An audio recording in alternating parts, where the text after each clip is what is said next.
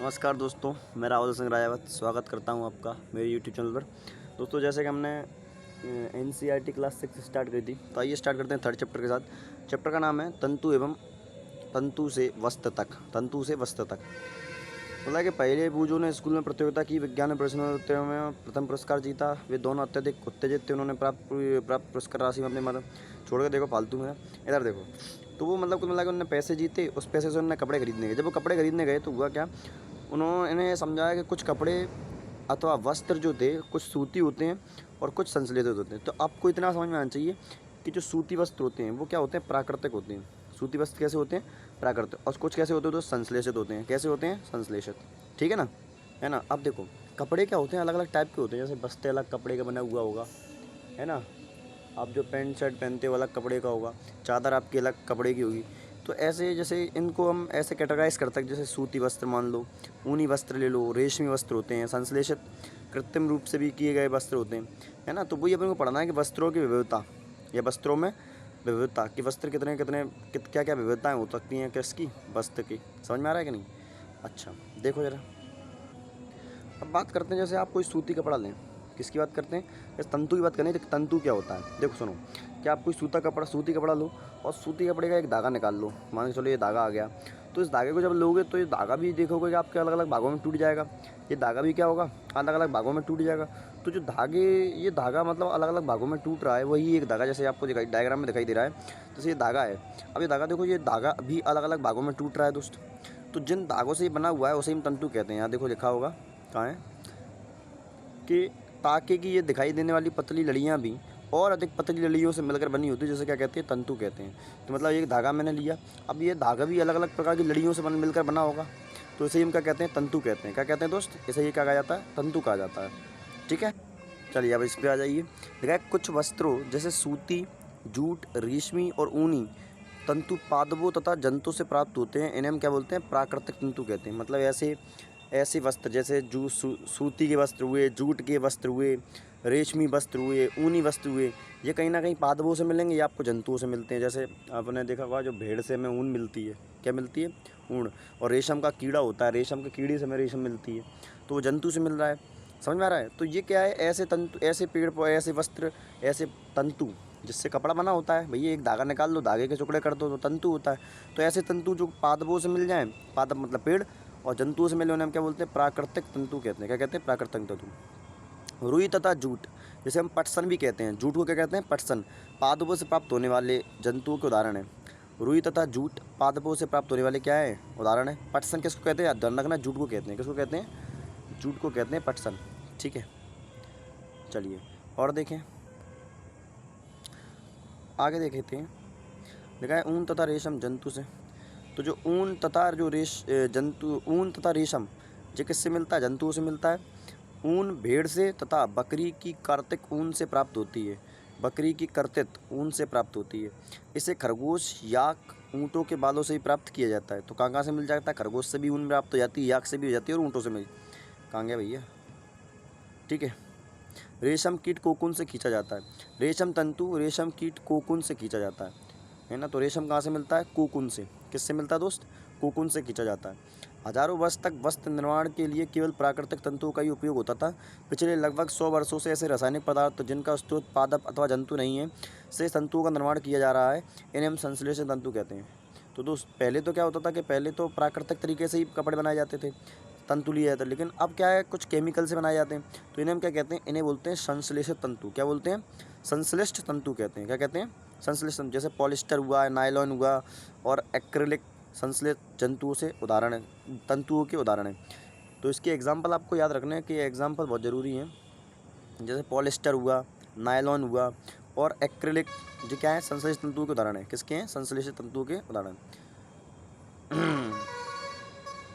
ये जानना चाहते हैं कि ये क्या किसी भी प्राकृतिक तंतु से बना हुआ है। अब देखो ये तो फालतू की चीज़ बात कर रहा है, इधर आ जाओ। बात करते हैं कुछ पादप तंतुओं की। किसकी, पादप तंतुओं की बात करते हैं। तो पहला पादप तंतु आपका क्या है, रुई है। क्या है दोस्त, रुई। अब देखिए यहाँ से, तो जो रुई है वो कहाँ से मिलती है।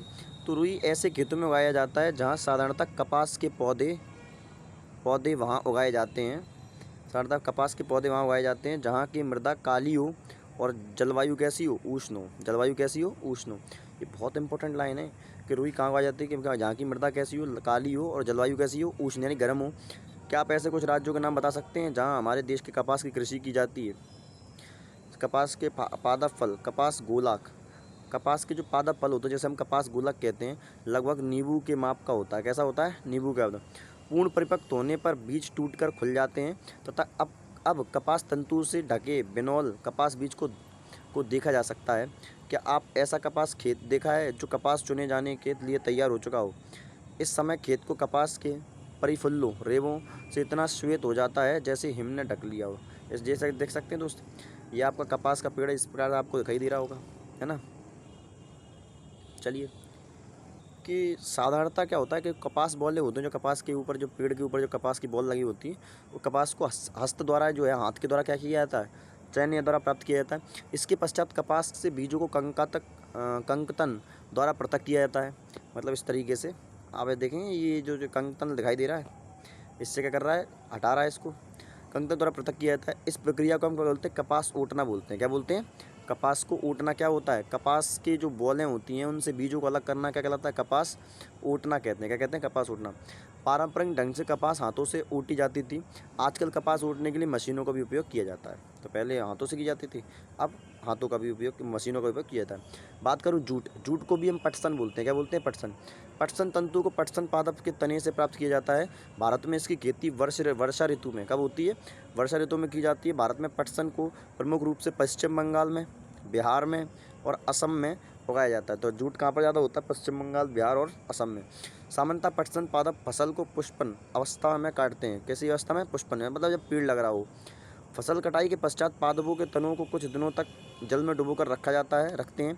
ऐसा करने पर तने गल जाते हैं। तने क्या होते हैं? गल जाते हैं और उन्हें पटसन जंतु से हाथों से द्वारा पृथक कर लिया जाता है। और ये पटसन का पेड़ है भैया, इसको अलग कर देते हैं और डाले रहते हैं उसके अंदर। वस्त्र बनाने से पहले इन सभी तंतुओं को ताकों में परिवर्तित कर लिया जाता है। ताकों में क्या कर लेते हैं? इसको परिवर्तित कर लेते हैं। ताकि यदि ये आपको दिखाई दे रहा होगा, ये देखो नीचे देखा डायग्राम है। रुई से ताका बनाना, ये बनाता है रुई से ताका बनाना। और ये चरखा है, जाइए चरखा देख लो, गांधी जी चलाते थे, लेकिन ये पता नहीं कौन चला रही। आ जाओ, अब बात करते हैं सूती ताके की कताई। तो सूती ताके की कताई क्या होती है? देखो, अब भैया कताई क्या होती है? मतलब रेशों से ताका बनाने की जो प्रक्रिया होती है उसे क्या कहते हैं? कताई कहते हैं। इस प्रक्रिया में रुई के एक पुंज से रेशों को खींचकर ऐंठते हैं। ऐसा करने से रेशे पास पास आ जाते हैं और ताका बन जाता है। अरे ताका मतलब धागा यार, धागा को मिलाकर खींचते ना अपन, खटिया बनाई होगी। तो कताई के लिए एक सरल युक्ति हस्त तकुआ का उपयोग किया जाता है, जिससे तकली कहते हैं। क्या कहते हैं दोस्त? तकली। हाथ से प्रचलित कताई से उपयोग होने वाली एक अन्य युक्ति चरखा भी है। क्या है? चरखा। चरखे के उपयोग को राष्ट्रपिता महात्मा गांधी स्वतंत्रता आंदोलन के पक्ष में रूप में लोकप्रियता प्रदान की थी। उन्होंने लोगों को हाथ से कते ताकों से बुने वस्त्रों, खादी को पहनने तथा ब्रिटेन की मिली बने आयुध कपड़ों को बहिष्कार करने के लिए प्रोत्साहित किया था। तो गांधी जी ने जो कहा था कि अपन जो है अपना ताके से बने हुए कपड़े पहनेंगे। खादी से प्रचलन को बढ़ावा देने के लिए भारत सरकार ने 1956 में क्या किया था?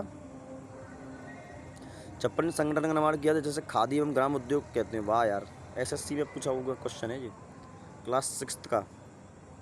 समझ रहे हो कितनी इंपॉर्टेंट है यार, सारी चीज़ें लिखी हुई इनके अंदर।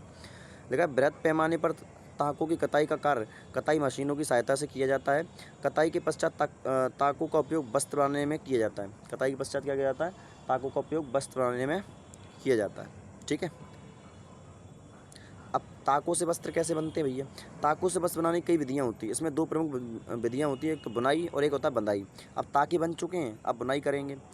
देखो कहाँ है? ताकों से दो सेटों को आपस में व्यवस्थित करके वस्त्र बनाने की प्रक्रिया को हम बुनाई कहते हैं। दो ताके लिए ऐसे करके इनको मिलाते गए और कपड़ा बनाने लगे, इन्हें हम क्या कहते हैं? बुनाई कहते हैं। जैसे वीविंग कहते हैं। क्या कहते हैं? वीविंग कहते हैं। आइए इसे कागज़ की कुछ पट्टी को बनाने का प्रयास करते हैं। छोड़ो इसको क्रियाकल्प को। जैसे ये दिखाई दे रहा है आपको कि ये ताके लिए दो आपस में जोड़ दिए, है ना। इसी ढंग से ताकों के दो सेटों को बुनकर वस्त्र बनाए जाते हैं। ताकि वास्तव में कागज़ की पट्टियों की तुलना बहुत पतले होते हैं। वस्त्रों को बुनाई करगों पर की जाती है। करगे और या तो हस्त से प्रचलित होते हैं या फिर विद्युत प्रचलित होते हैं। जैसे ये दिखाई दे रहा है आपको कि ताकों को कैसे अलग अलग किया जाता है, उससे धागे किस प्रकार से बनाए जाते हैं। ठीक है दोस्त, तो आज के लिए इतना रखेंगे, मिलते हैं अगली क्लास में। तब तक के लिए धन्यवाद। एक काम करते हैं, पढ़ लेते हैं, थोड़ा सा रह गया। देखा, एक विशेष प्रकार की बुनाई। क्या कभी आपने ध्यान से देखा है कि स्वेटर किस प्रकार बने जाते हैं? इसकी बुनाई में किसी एकल ताके का उपयोग वस्त्र के एक टुकड़े को बनाने में किया जाता है। क्या आपने किसी फटे हुए मोजे को किसी धागे से खींचकर देखा है? आप ये ऐसा कैसे कर सकते हैं? तब क्या होता है? एकल धागा लगातार खींचता चला जाता है तथा वस्त्र उधरता चला जाता है। मोजे बहुत सी अन्य पन्ने वस्तु ऐसी बुनाई द्वारा बने वस्त्रों से बनाई जाती हैं। इस प्रकार बुनाई हाथों तथा मशीनों द्वारा भी की जाती है। देखा, दोनों प्रकार की बुनाई का उपयोग विभिन्न प्रकार के वस्तुओं के निर्माण में किया जाता है।